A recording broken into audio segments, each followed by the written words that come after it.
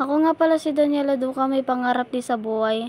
Pumunta nga kami sa Quiapo, sinamahan ko ang aking tita. Pumunta kami sa simbahan para magdasal. Pagkatapos sa simbahan, pumunta kami kay Neneng B. Ang dami rin pala din bumibili kay Neneng B.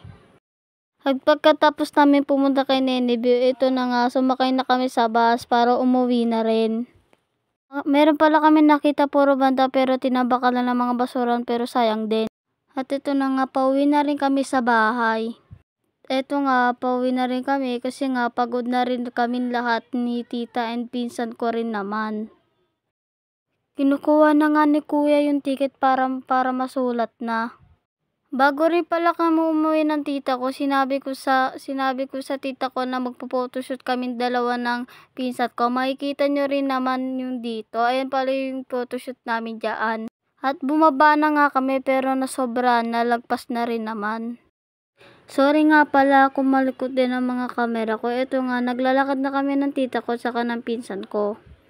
Bago lang kasi ako mag-vlog, ito na nga, naglalakad na rin kami. Buti pinayagan kami na nagbabantay dyan sa loob.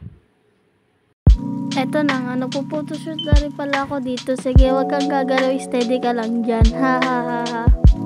Marami na pala tumitingin sa akin dito kasi marami talaga tao dito. Kaya ito, sige pa rin ako ng photoshoot kahit mag-alaw ang pinsan ko. Ito na nga, naglalakad na kami kasi pauwi na rin naman kami kasi lahat kami pagod. Ito na nga, nagtawag yung tita ko na tricycle, sumakay na kami lahat na rin, ha.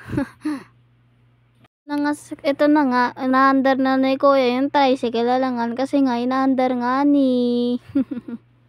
Yan pala yung simbahan.